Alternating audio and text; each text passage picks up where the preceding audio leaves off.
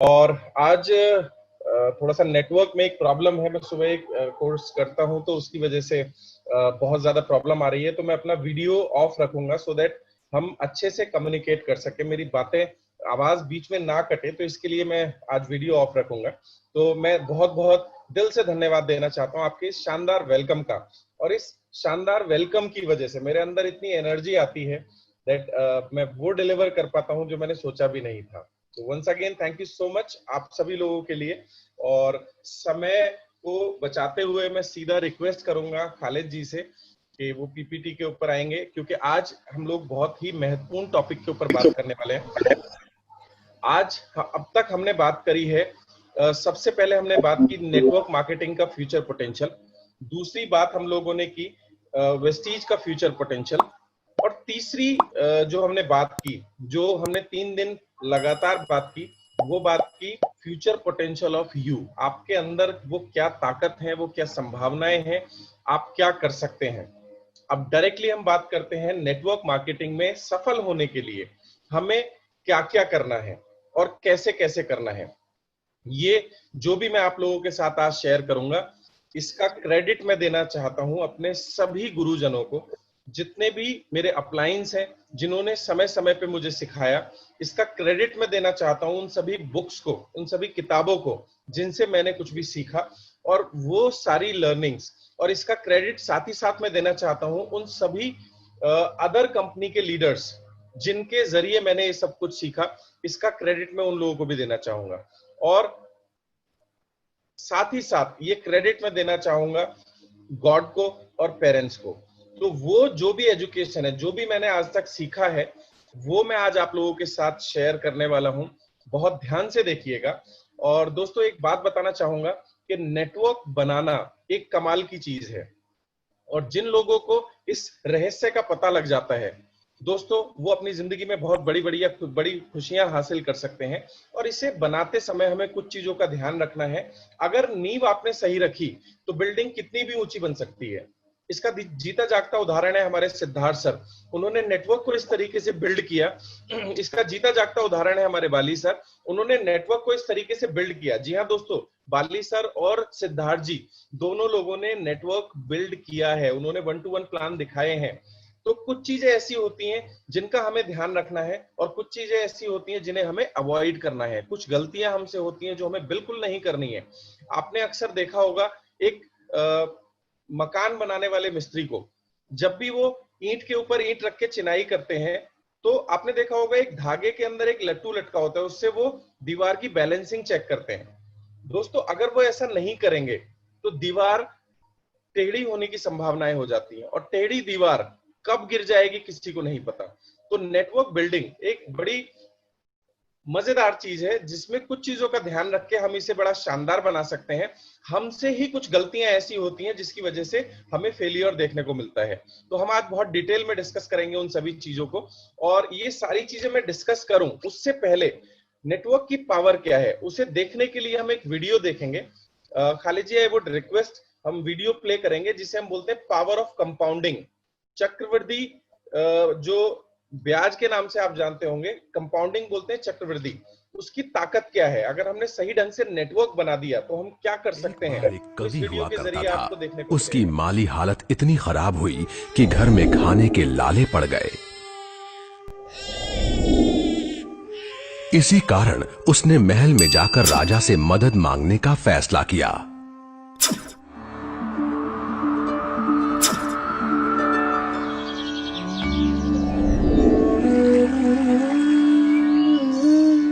राजा के बुलाए जाने पर उसने अपनी कविताएं पढ़नी शुरू कर दी। वाह वाह वाह वाह वाह वाह। राजा बहुत प्रसन्न हुआ और उसने कवि से अपना इनाम मांगने के लिए कहा।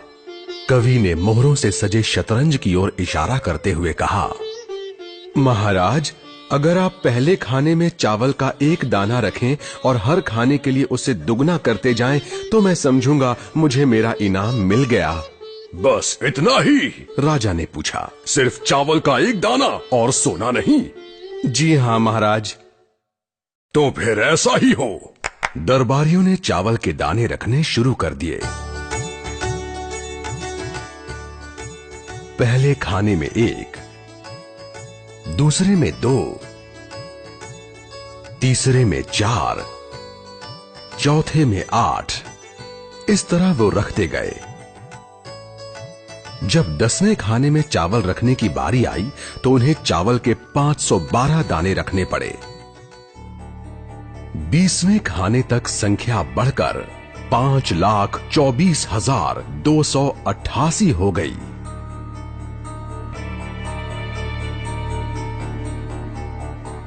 आधे हिस्से तक आते आते 32वें खाने में चावल के दानों की गिनती 214,74,83,648 हो गई। जल्द ही गिनती अरबों खरबों में बढ़ गई। आखिरकार अभागे राजा को अपना पूरा राजपाट उस चतुर कवि के हाथों सौंपना पड़ा और इसकी शुरुआत चावल के सिर्फ 1 दाने से हुई थी।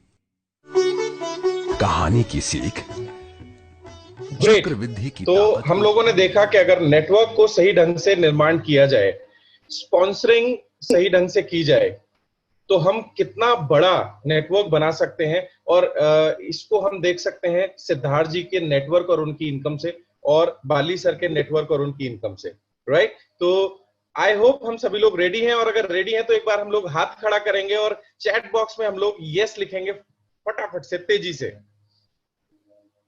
क्या बात है, ये जोर से बोलो जय माता की वाला एक एक्टिविटी है, सो दैट मुझे पता रहे कितने लोग पार्टिसिपेट कर रहे हैं।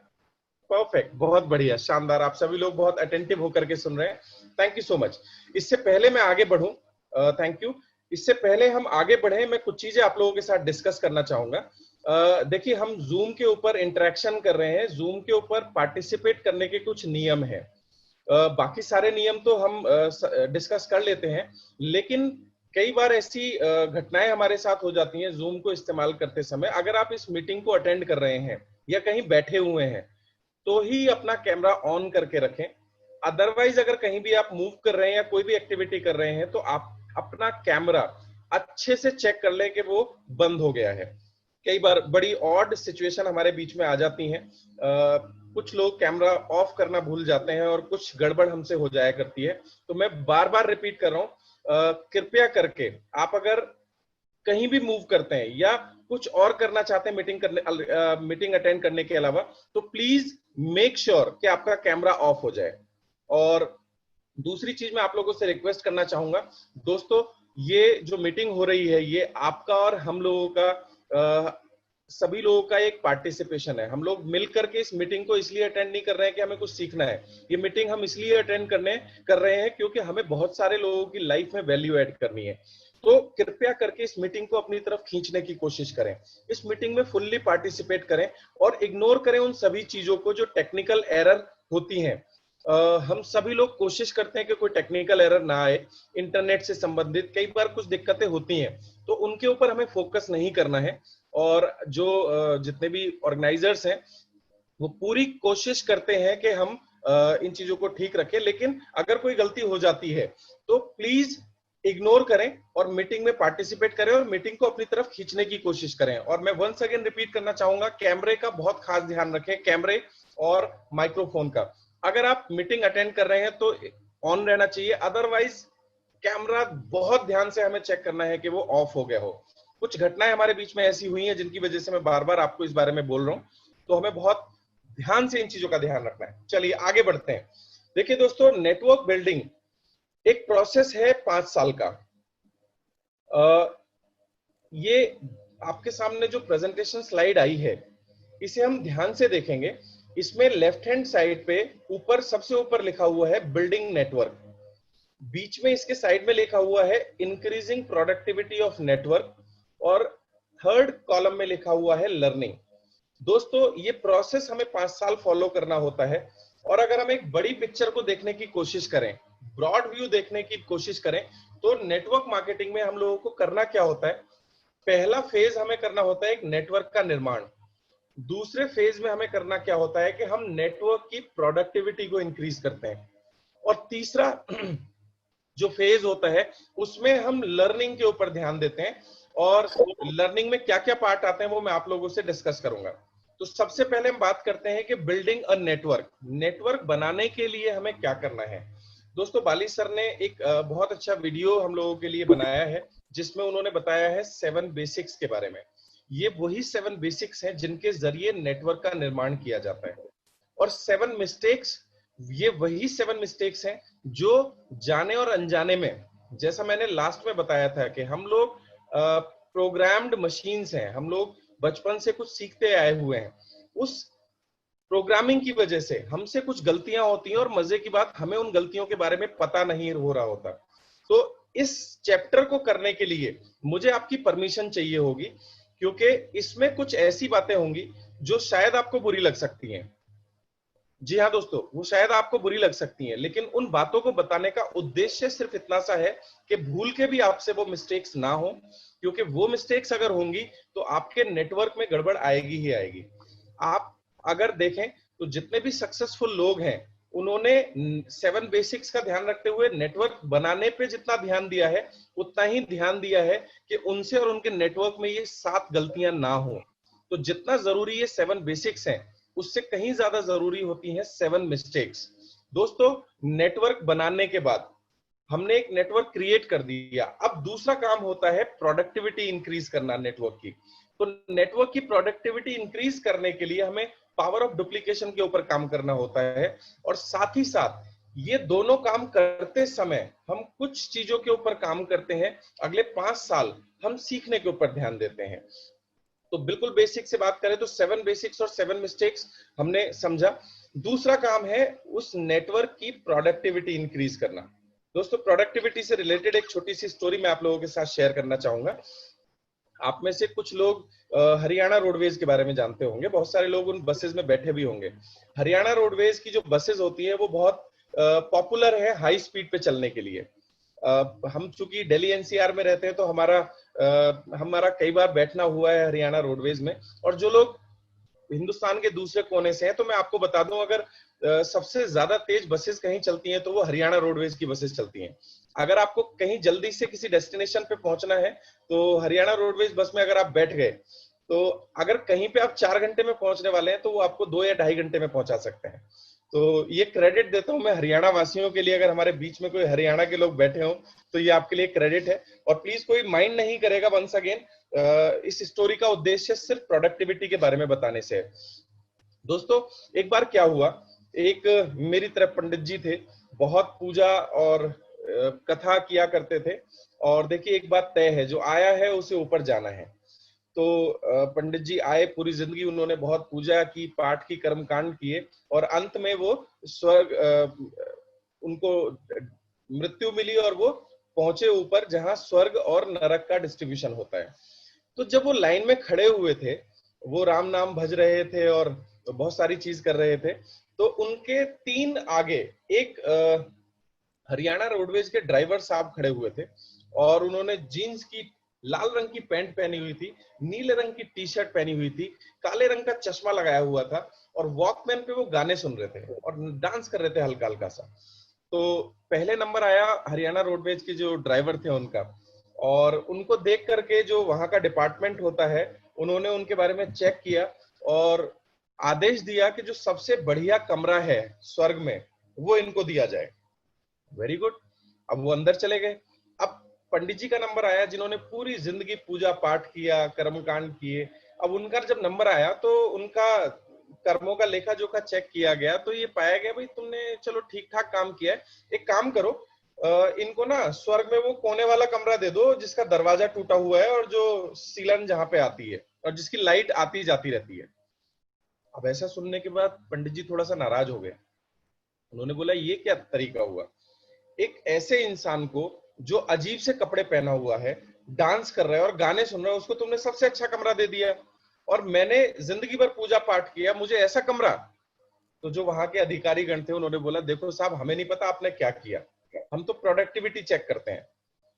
तुम जब पूजा पाठ किया करते थे तो आधे से ज्यादा लोग तो सोते रहते थे, और ये ड्राइवर साहब जब गाड़ी चलाया करते थे तो रात को तो हर आदमी को नींद आती है, लेकिन इनकी गाड़ी में जो भी आदमी बैठा होता था वो बस एक ही शब्द बोलता था, राम राम राम राम राम राम राम राम राम राम राम राम। तो तुम्हारे बोलने से लोग सो जाते थे और इसके काम करने के तरीके से सोए हुए लोग भी जाग जाते थे और प्रभु का नाम लिया करते थे। तो अपने को कोई मतलब नहीं है कौन क्या करता है, अपना मतलब तो प्रोडक्टिविटी से। जी हाँ दोस्तों, हमारा सिस्टम भी प्रोडक्टिविटी के ऊपर आधारित है।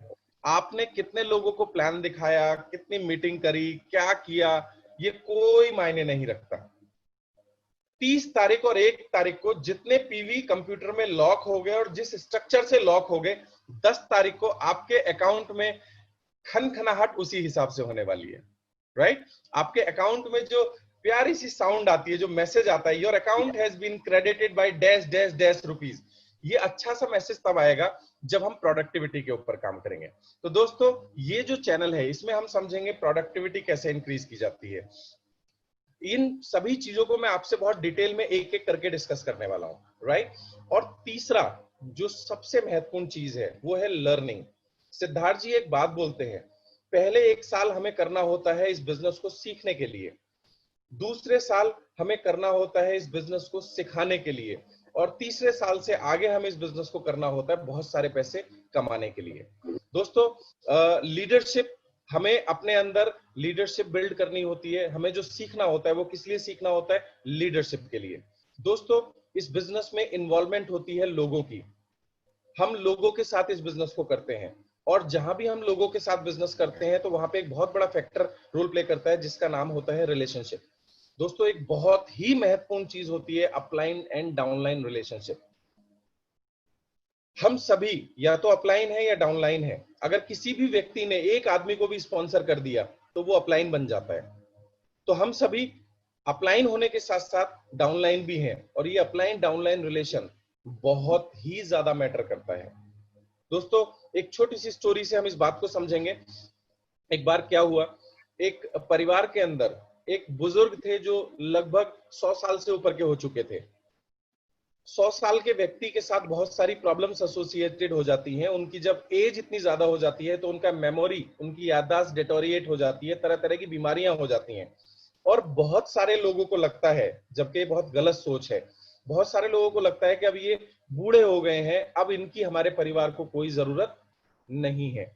जबकि दोस्तों, जितने भी बुजुर्ग हैं उनका तो हमारे लिए सिर्फ और सिर्फ आशीर्वाद ही काफी होता है। तो दोस्तों, ऐसी एक परिवार में एक गलत सोच के व्यक्ति के घर में एक पिता जो बुजुर्ग हो गए थे, उस आदमी ने सोचा कि ये दिन भर पड़े पड़े टे टे करते रहते हैं, एक काम करता हूं, इनको नदी में फेंक के आ जाता हूं रात को। अब उसने प्लान के अकॉर्डिंग रात को अपने पिताजी का मुंह बांधा, हाथ बांधा, और एक बड़े से टोकरे में रख के और उनको नदी में डालने के लिए ले चला। आधे रास्ते बाद उसने उनका मुंह खोल दिया और वो उन्हें ले जाने लगा, और जैसी नदी आई तो नदी में घुसा और उन्हें फेंकने वाला जैसे ही था, उसके पिता की आवाज आई, बेटा थोड़ा और अंदर ले जाके फेंक।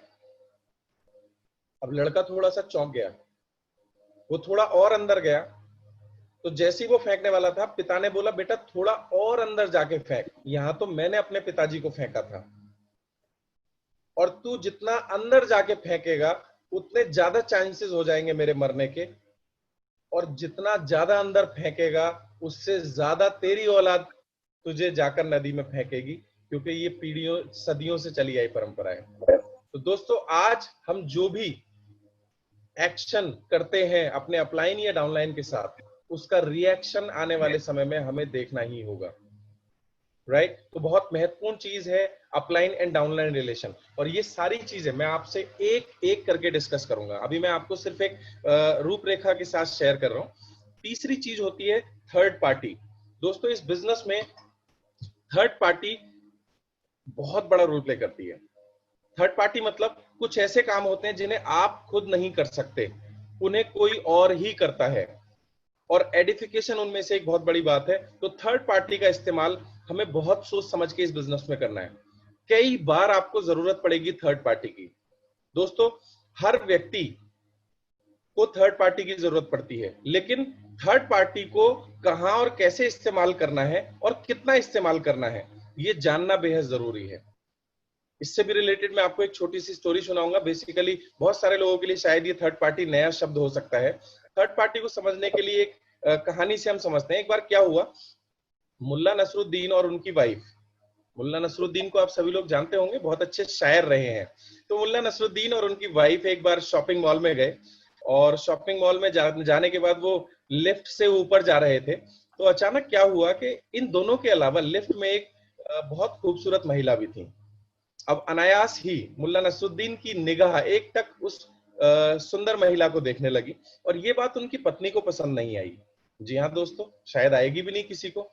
तो आपने देखा होगा जब लिफ्ट कोई फ्लोर क्रॉस करती है तो उस समय के लिए वहां अंधेरा हो जाता है। तो जैसे ही एक फ्लोर क्रॉस करने वाली थी लिफ्ट, अंधेरा हुआ, और इतनी देर में चटाक की आवाज आई, एक थप्पड़ मुल्ला नसरुद्दीन के गाल पर लगा, और मुल्ला नसरुद्दीन ने अपने गाल पे हाथ रख लिया, और जो वो खूबसूरत महिला थी उन्होंने गुस्से में बोला, ये उम्र और इस तरह की हरकत। अब मुल्ला नसरुद्दीन बेचारे परेशान हो गए। इमीडिएट उन्होंने अपनी वाइफ की तरफ देखा, और जब वो मंजिल आई तो वो सभी लोग जब बाहर निकले, वो महिला भी बाहर निकली, और महिला के जाते ही मुल्ला नसरुद्दीन बोले, बेगम मैं सच बोल रहा हूं, मैंने कुछ नहीं किया, मैंने कोई चूटी नहीं काटी।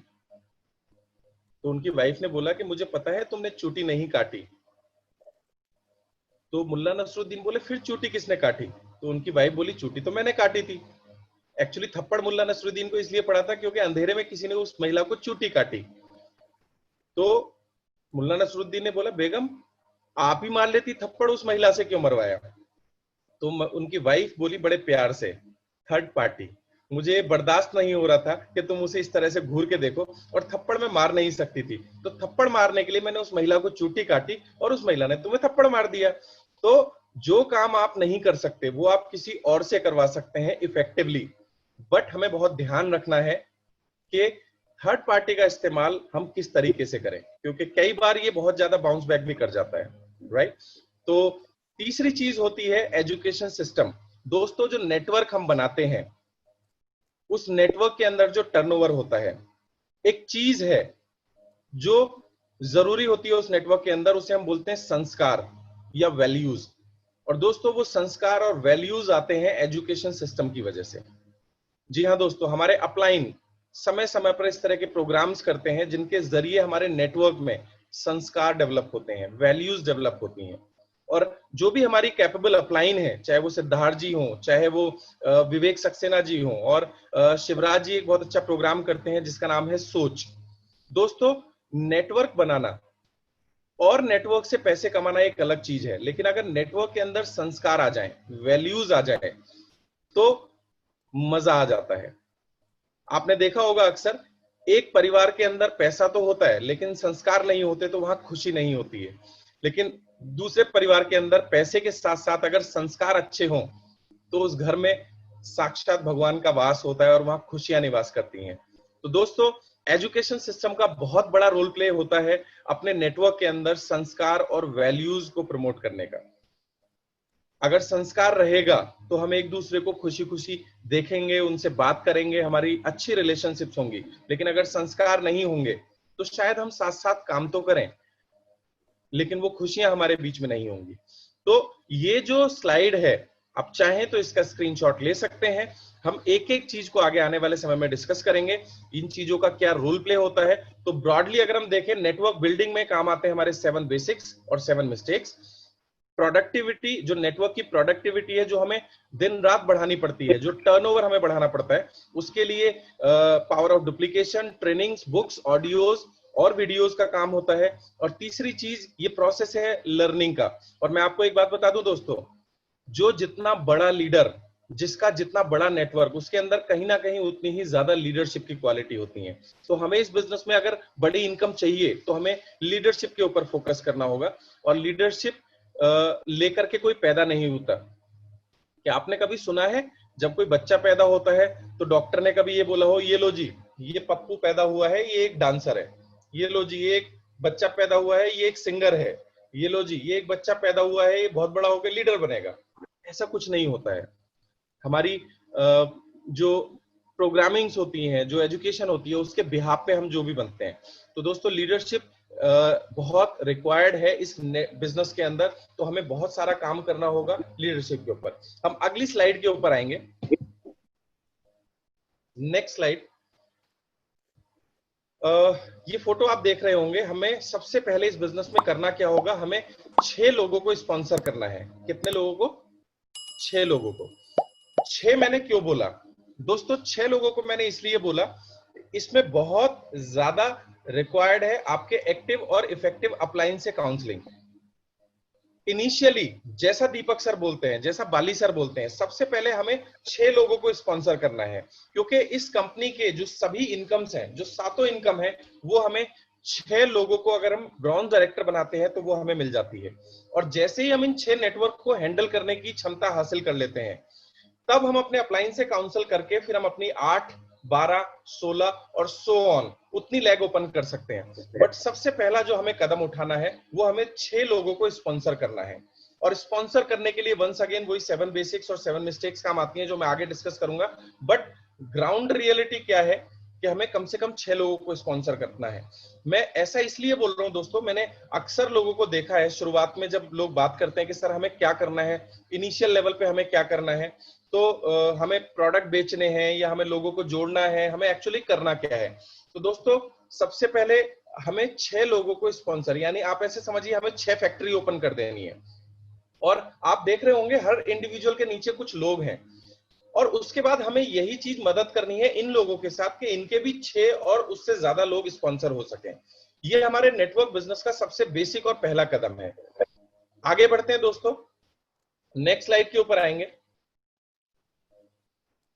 इसके साथ ही साथ हमें ध्यान रखना है power of 3।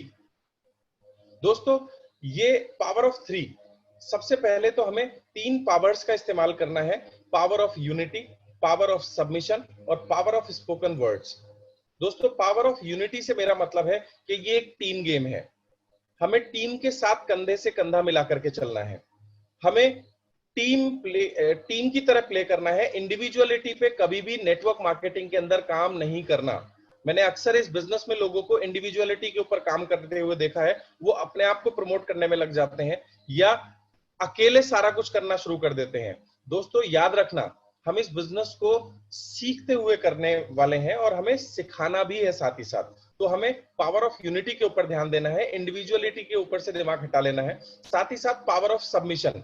Power of submission का मतलब ये होता है दोस्तों, हम अपने एक्टिव इफेक्टिव अपलाइन को अपने आप को पूरी तरीके से सरेंडर कर दें। जो भी हमारे अपलाइन है, जो भी एक्टिव और ग्रोइंग अपलाइन है, फिर हम अपना दिमाग बिल्कुल ना लगाएं।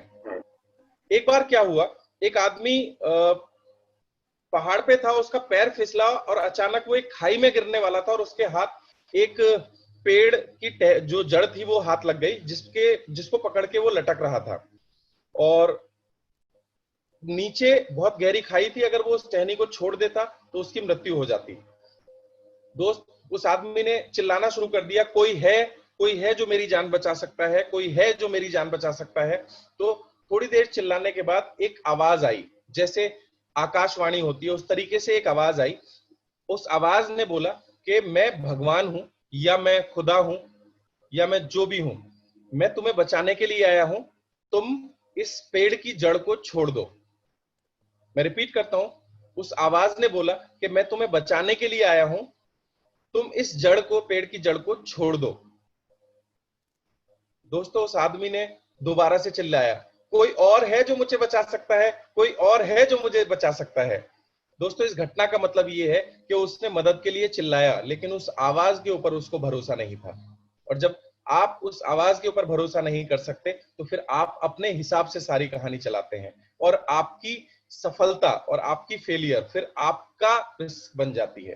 तो दोस्तों पावर ऑफ सबमिशन का मतलब है हम अपने आप को सरेंडर कर दें अपने एक्टिव इफेक्टिव अपलाइन के ऊपर। और अगर सरेंडर नहीं करते, ऐसा भी हो सकता है कि आप किसी अन्य कंपनी में बहुत अच्छे लीडर रहे हो और आप सरेंडर ना करना चाहते हो, इसमें भी कोई प्रॉब्लम नहीं है, बट फिर आप ब्लेम नहीं करेंगे।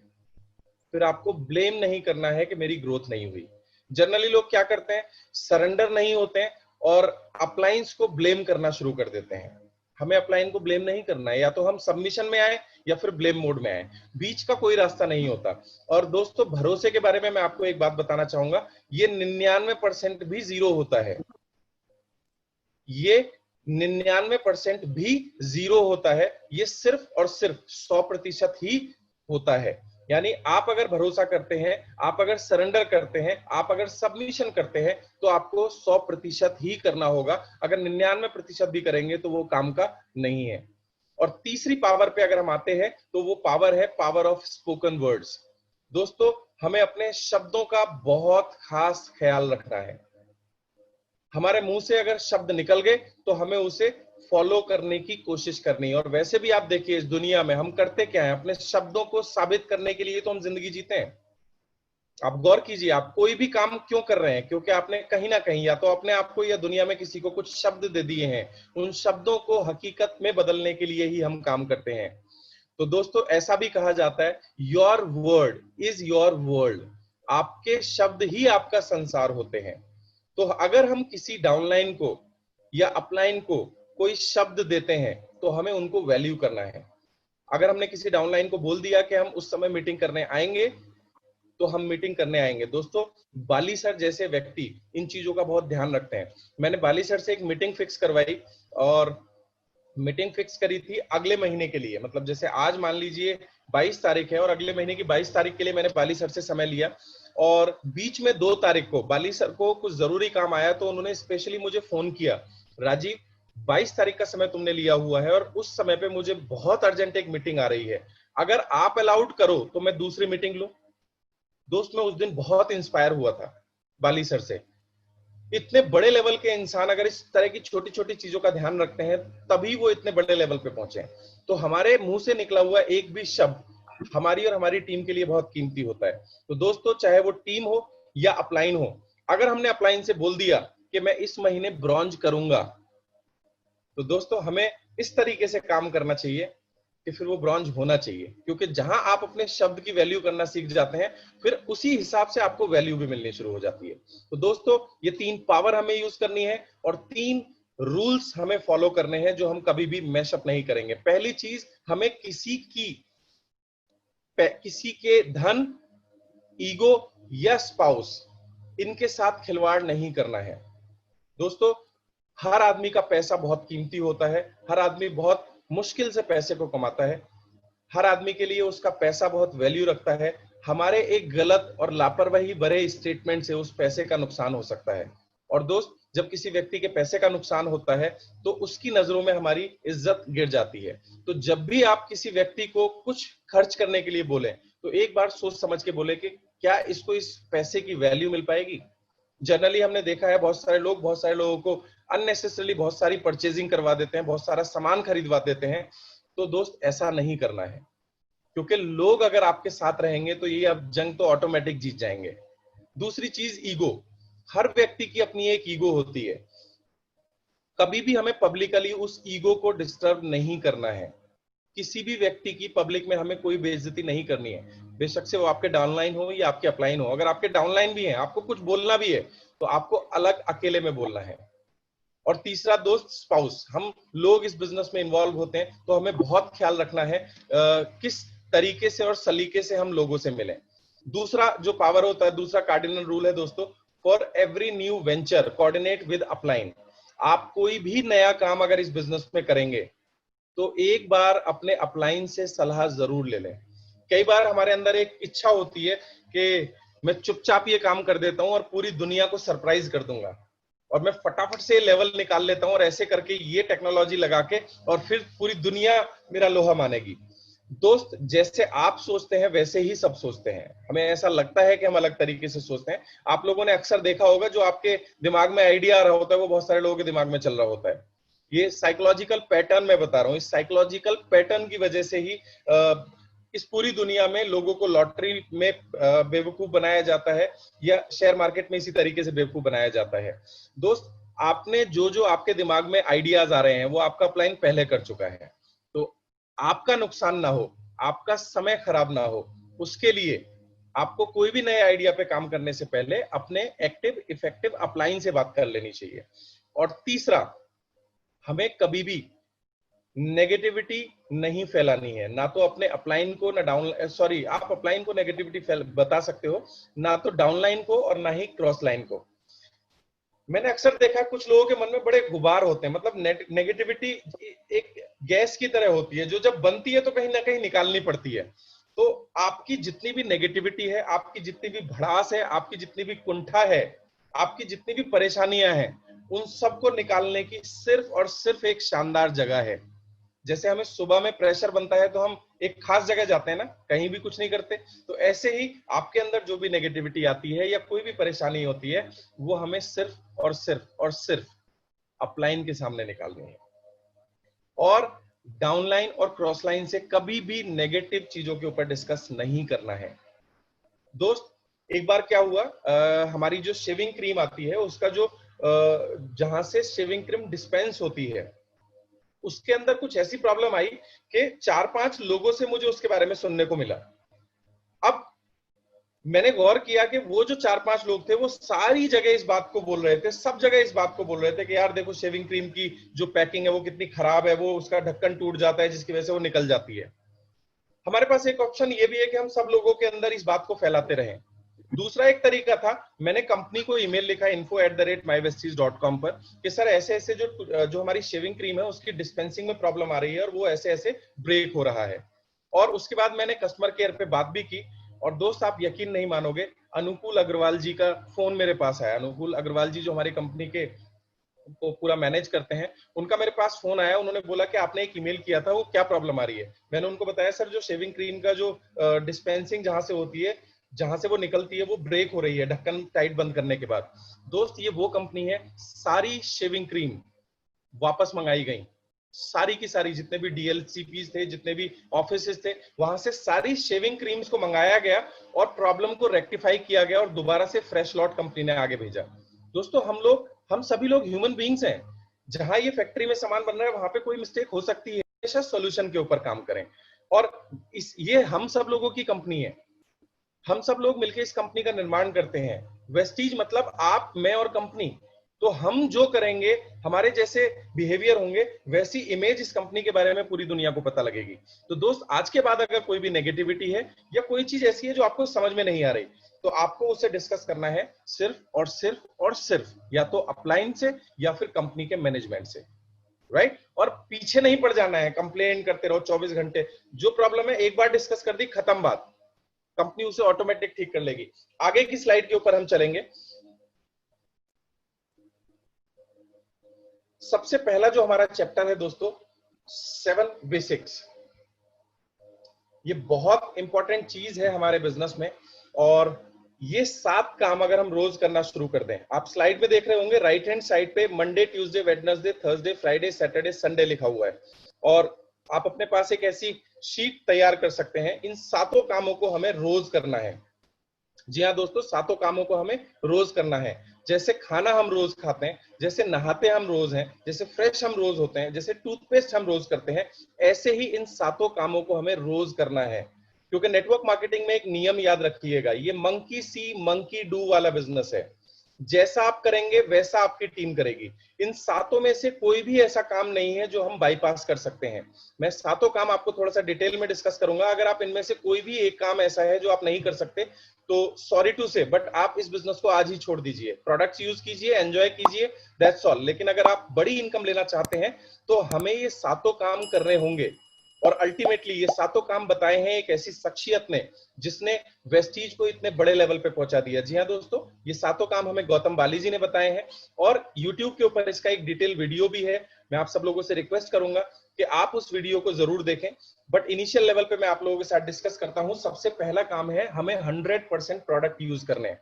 दोस्तों, मैं अभी नेटवर्क की बात नहीं कर रहा हूं, आपकी टीम की बात नहीं कर रहा हूं।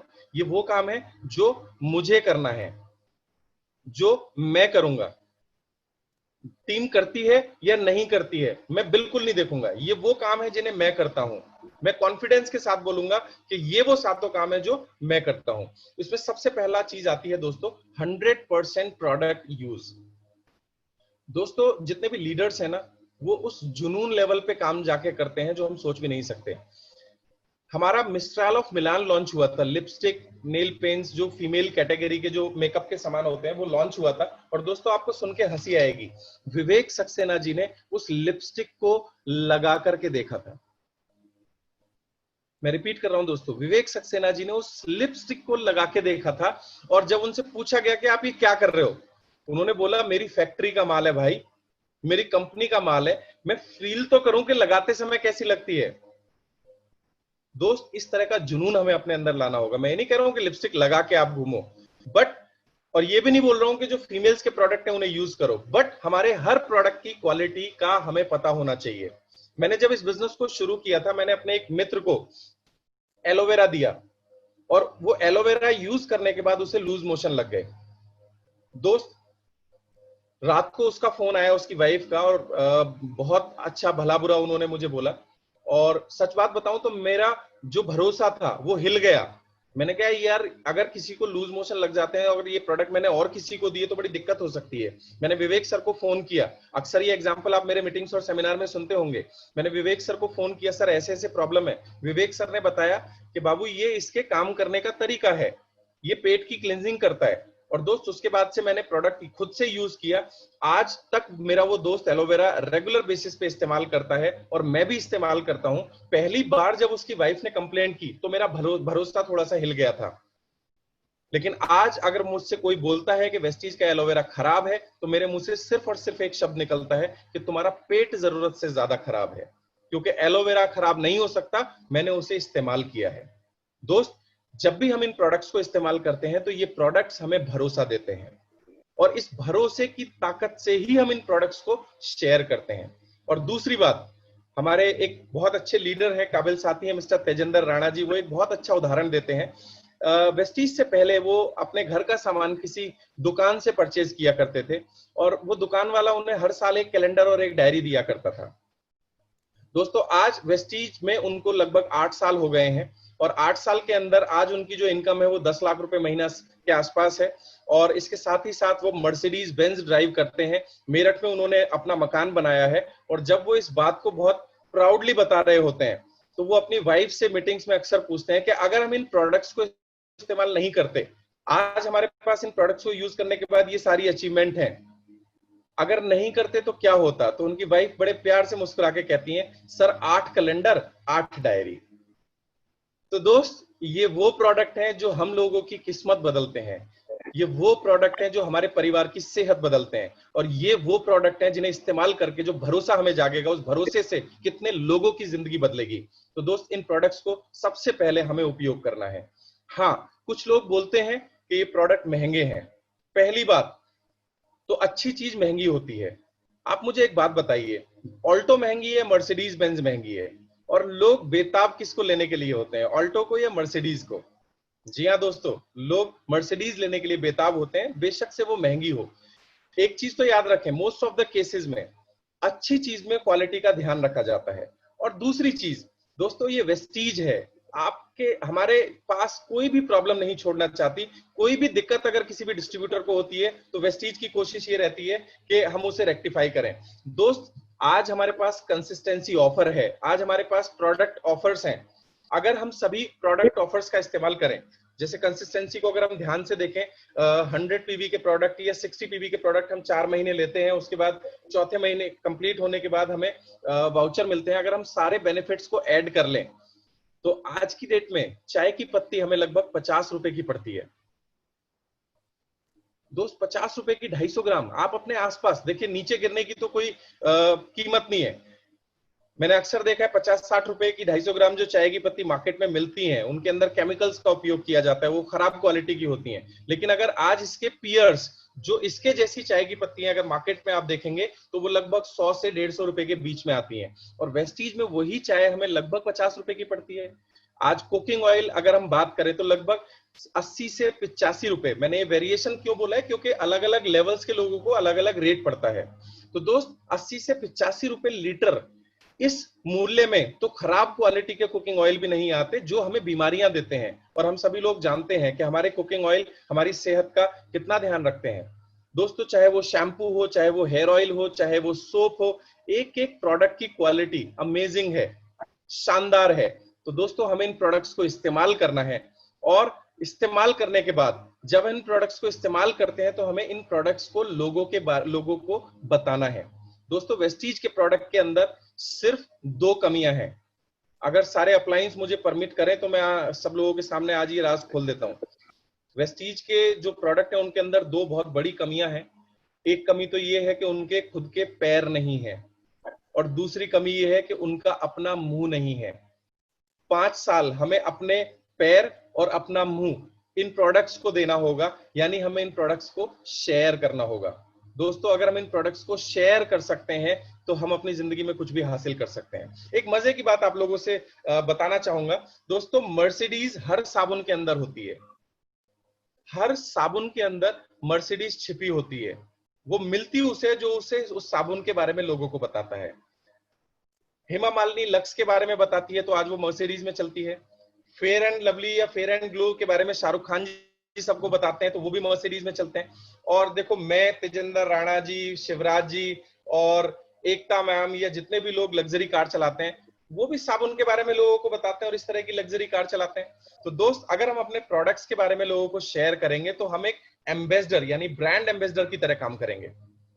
दोस्तों हमारे जितने भी प्रोडक्ट्स हैं हम उनको घर घर बेचने नहीं जाते, हम उनके एम्बेसडर हैं। जैसे शाहरुख खान प्रोडक्ट्स को एंडोर्स करते हैं, जैसे हेमा मालिनी प्रोडक्ट के बारे में लोगों को बताती हैं, जैसे अमिताभ बच्चन जी प्रोडक्ट्स के बारे में लोगों को बताते हैं, ये कंपनी का मानना है कि आप ही हमारे अमिताभ बच्चन हो, आप ही हमारे शाहरुख खान हो, आप ही हमारी हेमा मालिनी हो, आप ही हमारी ऐश्वर्या राय हैं। तो दोस्त ये कंपनी हमारे ऊपर इतना भरोसा करती है।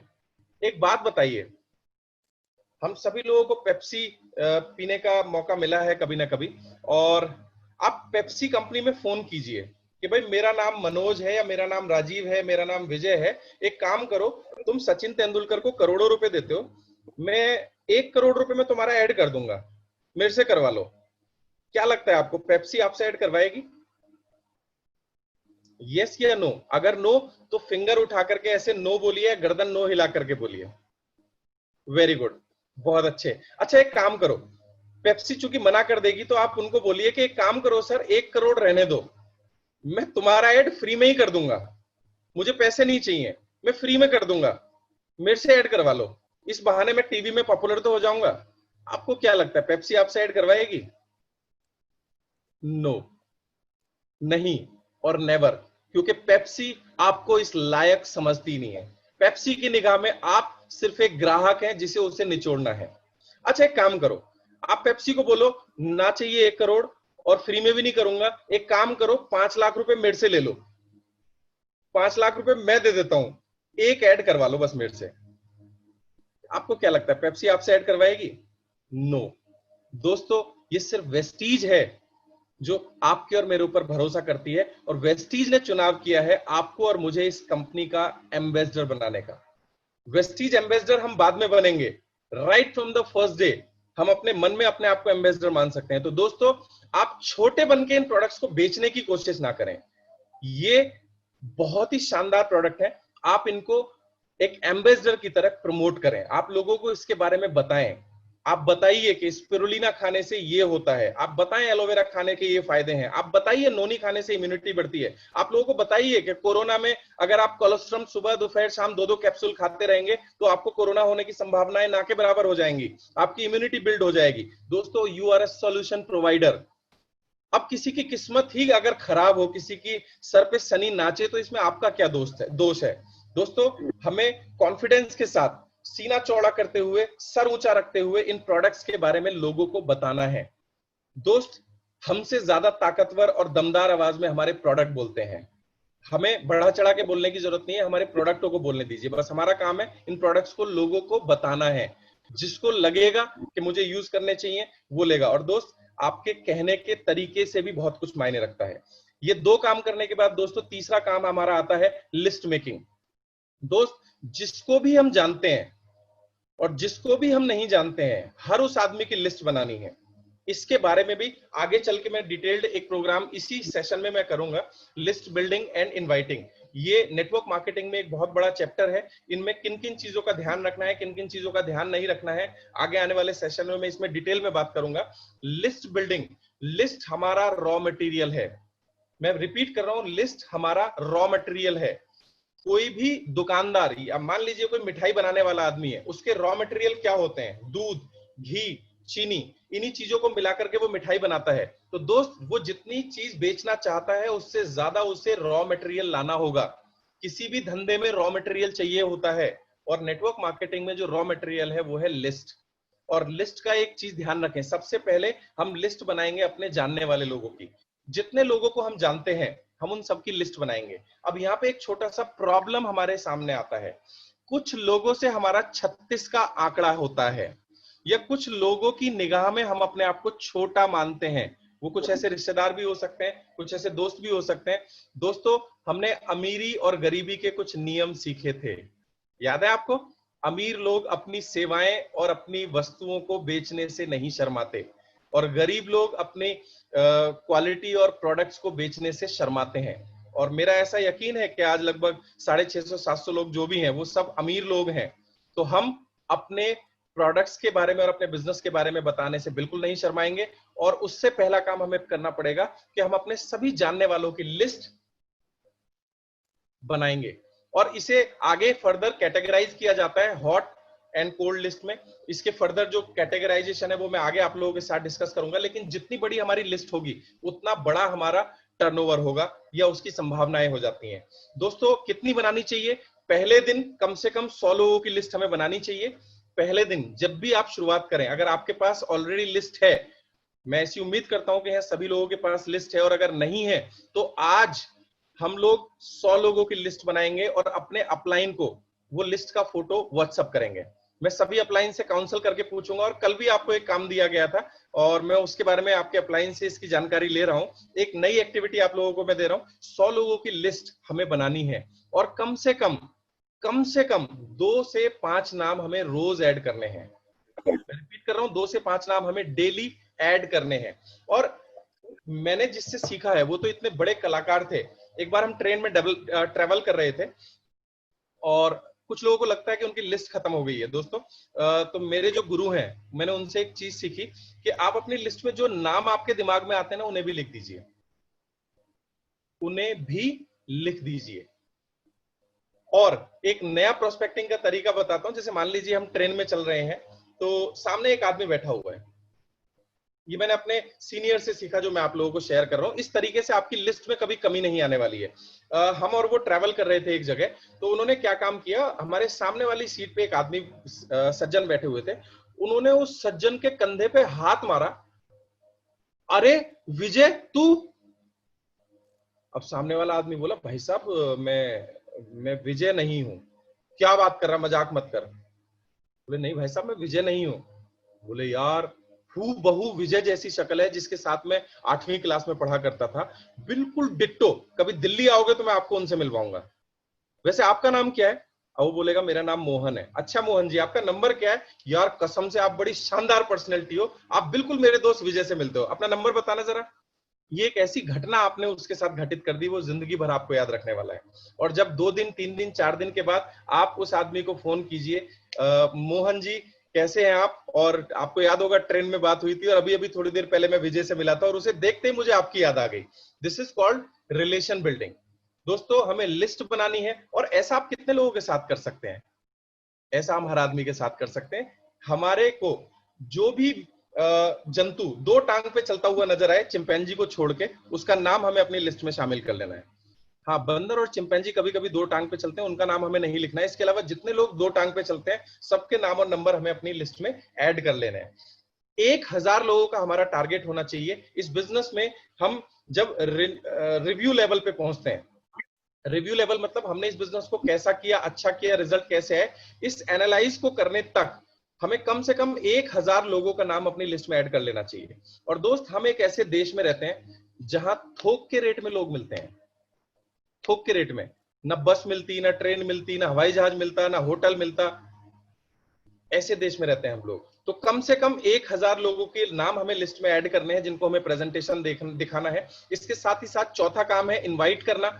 ऐसे ही किसी जूम मीटिंग पर जहां सीएनटी होने वाली है, या किसी होम मीटिंग के अंदर, या किसी ऑडिटोरियम के अंदर, या 1-on-1, या अपने अपलाइन के साथ हमें इनवाइट करना है मीटिंग देखने के लिए, और उसके साथ ही प्लान दिखाना है, प्रेजेंटेशन करना है। ये एक अलग से टॉपिक रहेगा, शो द प्लान, प्लान दिखाने के लिए, क्योंकि बहुत सारे लोगों को हेजिटेशन होती है, बहुत सारे लोगों को दिक्कत होती है। और मैं आपको एक बात बता दूं, इस बिजनेस में अगर आपको करोड़पति होना है तो आपको प्लान दिखाना सीखना होगा।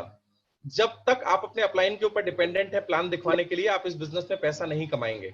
और आप इस बिजनेस में जितने लोगों ने पैसा कमाया, उनकी सबसे बड़ी खूबी है कि वो प्लान दिखाना जानते हैं। राइट, आगे बढ़ते हैं। टीम वर्क, जो मैं सबसे पहले डिस्कस कर चुका हूं, टीम वर्क इस बिजनेस में बहुत जरूरी है। हमें सब लोगों के साथ मिलकर के इस काम को करना है। और सातवां और सबसे लास्ट काम, जिसे हम बोलते हैं फॉलो अप। दोस्तों, सीखने को किसी से भी सीखा जा सकता है। आप उन सारे मजनुओं से सीख सकते हो जो खड़े रहते हैं कॉलेज के बाहर और फॉलो अप करते रहते हैं।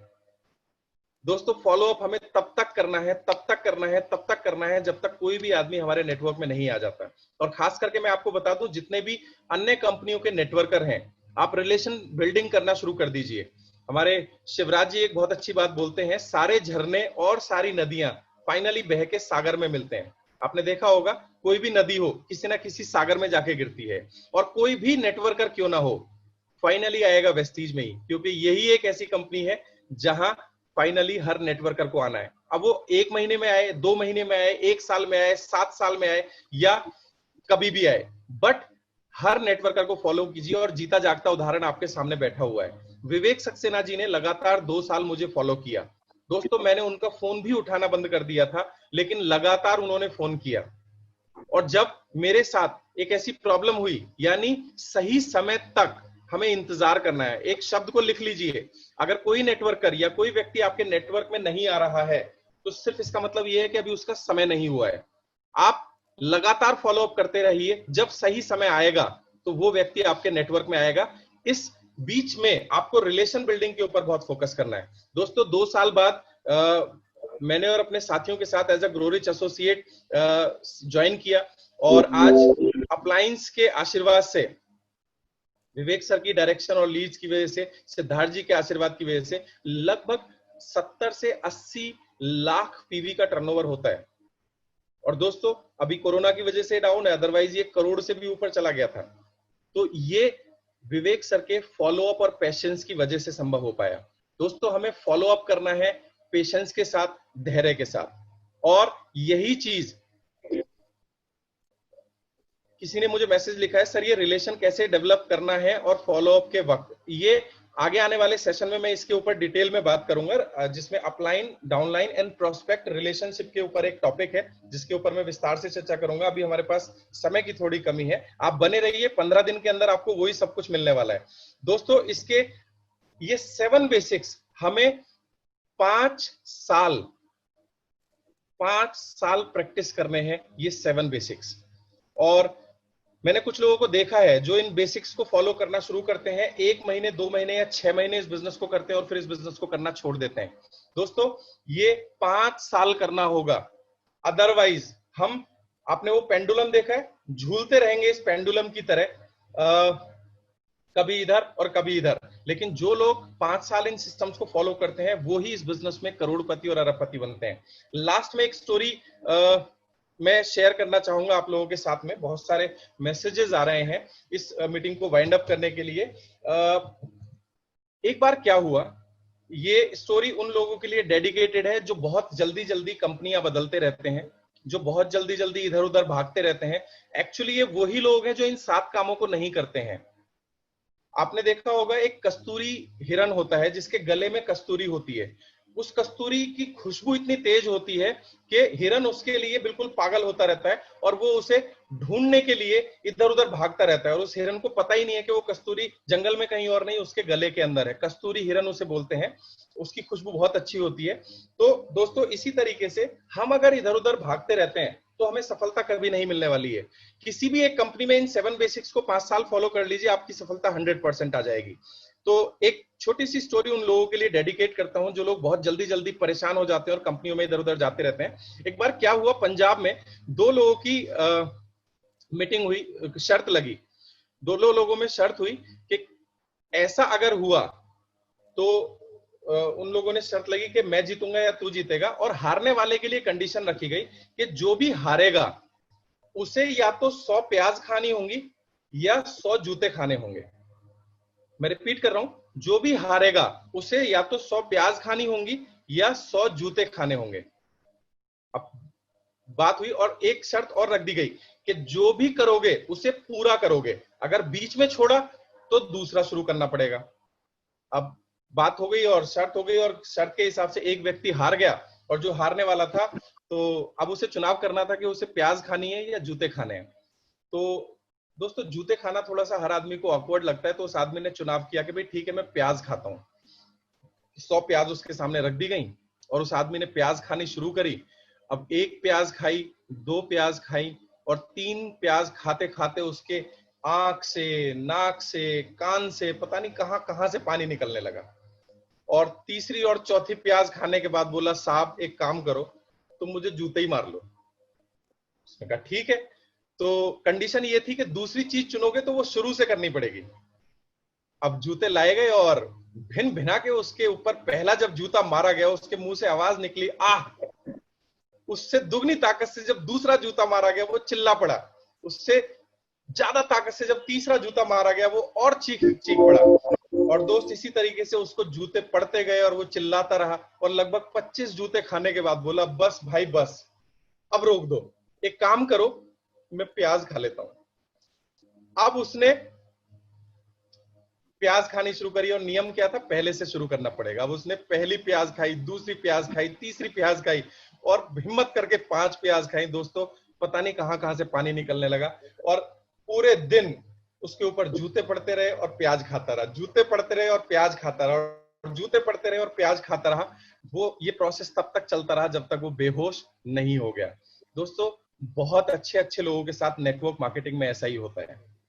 हम कुछ नियमों को बाईपास कर देते हैं, इन 7 बेसिक्स को बाईपास कर देते हैं, जिसकी वजह से कभी हम प्याज खाते हैं, कभी हम जूते खाते हैं, कभी हम प्याज खाते हैं और कभी हम जूते खाते हैं। मैं वंस अगेन बोलूंगा दोस्तों, 5 साल का कमिटमेंट, 7 बेसिक्स और कुछ पावर्स का इस्तेमाल एक बार लग के कर लीजिए। आप तो छोड़ो, आपकी आने वाली जनरेशन भी मजे करेंगी और एंजॉय करेंगी। तो दोस्तों आज का जो सेशन था वो यहीं तक था, और जैसा कि आप सभी लोग जानते हैं, हम आपकी मुलाकात करवाते हैं हर बार एक ऐसी शख्सियत से जो इन रूल्स को, इन नियमों को फॉलो कर रहा है और सफलता हासिल कर रहा है। और दोस्तों आज ऐसी ही एक बहुत शानदार पर्सनैलिटी हमारे बीच में मौजूद है। मैं उनका नाम बताऊं, उनसे मैं बहुत प्रभावित होता हूं। मैं उनको जब भी देखता हूं तो पॉजिटिविटी की एक लहर मेरे अंदर दौड़ जाती है, और वो शख्सियत और कोई नहीं, हमारे बजरंग शर्मा जी। राठौर जी, मैं आपसे रिक्वेस्ट करूंगा, अगर पॉसिबल हो सके तो बजरंग शर्मा जी का कैमरा आप ऑन कर दीजिए। हम सभी साथी बजरंग शर्मा जी से सुनना पसंद करेंगे, उनकी जर्नी, उन्होंने नेटवर्क मार्केटिंग में क्या अचीव किया, स्पेशली वेस्टीज के अंदर, और उनके जो भी अनुभव हो वो बजरंग शर्मा जी से हम शेयर करना चाहेंगे, सुनना चाहेंगे। Thank you Gurudev, thank you Rajiv sir, प्रणाम, नमस्कार, मौका देने के लिए बहुत बहुत धन्यवाद सर। आपसे तो जब से मैं पहली बार दिल्ली में मिला था तब से आपका मैं फैन हूँ, और रियली वेस्टीज ने मुझे बहुत ज़्यादा इंस्पायर किया और बहुत कुछ चीज़ें आप लोगों से मैंने सीखी है। वेस्टीज की जर्नी की अगर बात करूं तो लगभग 26 महीने पहले शिवराज जी और हम लोगों ने साथ में ही शुरुआत की थी, और इसमें सबसे बड़ा रोल हमारे गुरुजनों का रहा, जिसमें सुरेश जी, पंडित जी, राजेश सर, सफदर सर और शिवराज सर, जिनकी वजह से ये बिजनेस में आने का मौका मिला।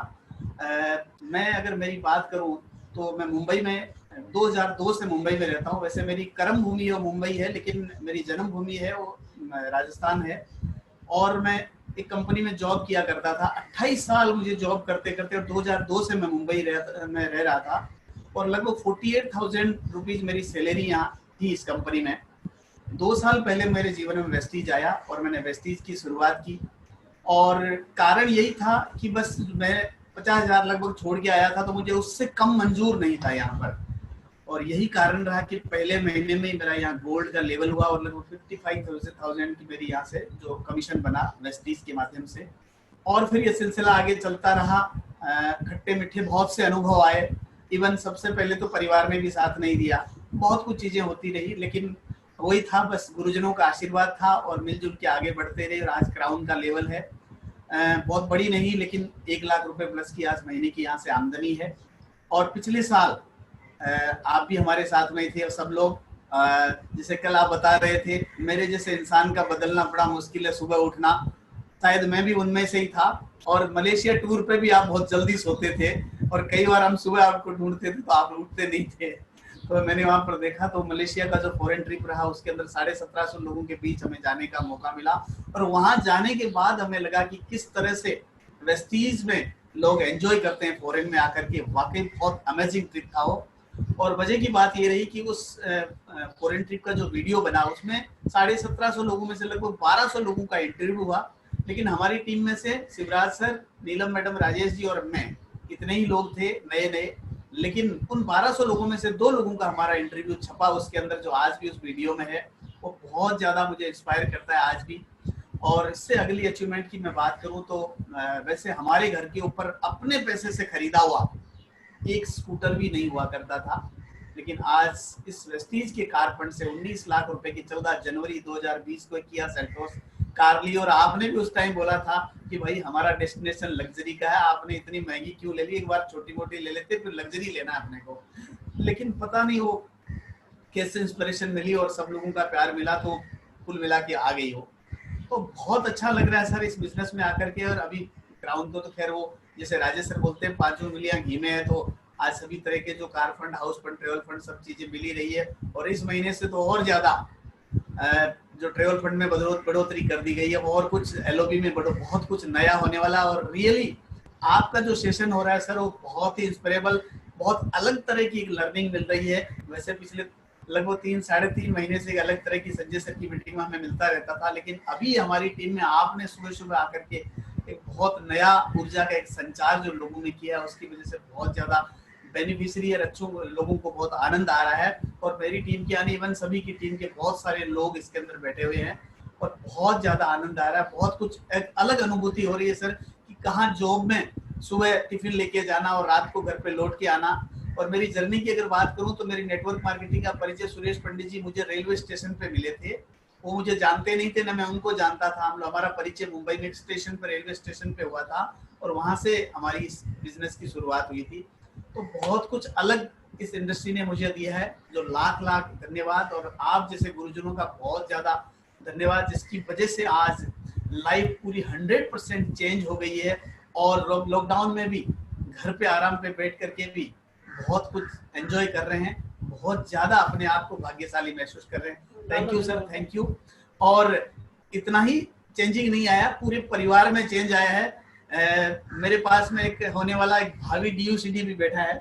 बिल्कुल, हम उनसे जरूर जानना चाहेंगे, उनसे कुछ 1-2 लाइन जरूर सुनना चाहेंगे, क्योंकि सीरियसली वो बहुत सारी मीटिंग्स को अटेंड करते हैं। तो मैं चाहूंगा 1 लाइन उनके मुंह से भी हम लोग सुनना चाहेंगे। Good morning sir. Good morning, कैसे हो बेटा? ठीक। बहुत बढ़िया। दोस्तों, ये बिजनेस संस्कारों के साथ चलता है और मैं बहुत लकी हूं कि एक ऐसी लाइन ऑफ स्पॉन्सर। जी बोलिए। मैं ये बताना चाहता था, मैं स्कूल जाता था तभी मैंने अपने टीचर को, प्रिंसिपल को ज्वाइन करा दिया इस वेस्टीज में। वेरी गुड, बहुत बढ़िया। दोस्तों, मैं फिर वही बोलना चाहूंगा, हम लोग बहुत लकी हैं कि एक ऐसी लाइन ऑफ स्पॉन्सरिंग का हम लोग पार्ट है जहां पे संस्कार और वैल्यूज को बहुत तवज्जो दी जाती है। और यही कारण है कि हमारी आने वाली जनरेशंस भी इस बिजनेस में आज से पार्टिसिपेट कर रही हैं। दोस्तों, आज ये जो बच्चा है, ये जो सीख रहा है, आने वाले समय में किन ऊंचाइयों को छुएगा भी आप अंदाजा भी नहीं लगा सकते। मैं बहुत अच्छे से देख पा रहा हूँ भावी futuristic double universal crown director को। और आप इसी तरीके से हम लोग मिलते रहेंगे, सीखते रहेंगे। Thank you so much Bajrang ji, जो आज आपने शेयर किया। और पॉजिटिविटी की एक मिसाल है बजरंग शर्मा जी। मतलब मैं कई बार पिछले लगभग 2 साल के अंदर कई बार ऐसी परिस्थितियां आई जो वह बहुत विपरीत थी, लेकिन इनको मैंने सिर्फ मुस्कुराते हुए देखा है। हर परिस्थिति में कुछ ना कुछ पॉजिटिविटी ढूंढने की कोशिश करते हैं और दोस्त, भगवान भी ऐसे लोगों का साथ देता है। Thank you so much Bajrang ji और नन्हे champion, thank you so much. और इसी के साथ हम इस मीटिंग को कंप्लीट करेंगे आज के लिए। और आने वाले जो सेशंस हैं उसमें हम बहुत महत्वपूर्ण तथ्यों पे डिटेल में बात करेंगे, जिसमें चाहे वो अपलाइन डाउनलाइन रिलेशनशिप हो, चाहे प्रोस्पेक्ट्स के साथ रिलेशनशिप हो, चाहे वो प्लान कैसे दिखाना है, प्लान दिखाते समय हमें किन चीजों का ध्यान रखना है। और एक सबसे अमेजिंग जो सेशन होने वाला है वो दोस्तों आत्मनिर्भर प्लान, जो हमारा नया प्लान लॉन्च हुआ है उसके बारे में हम कंप्लीट डिटेल में बात करेंगे एक दिन के अंदर अंदर। तो बहुत इंटरेस्टिंग चीजें अभी आनी बाकी हैं। पहले हमने अपने ऊपर काम किया और अब हम नेटवर्क मार्केटिंग के उन बेसिक्स के ऊपर काम करेंगे। और जो भी लोग इसमें कुछ सजेशन देना चाहते हैं वो अपने अपलाइन के थ्रू सजेशन जरूर दें इस मीटिंग को और अच्छा बनाने के लिए, सो दैट हम ज्यादा से ज्यादा लोगों तक पहुंच सकें और उन चीजों को शेयर कर सके जो सीरियसली अपने कैरियर के लिए नेटवर्क मार्केटिंग में है। Thank you so much to all of you. Thank you so much. Over to Rathore ji. खत्म हो गया ना।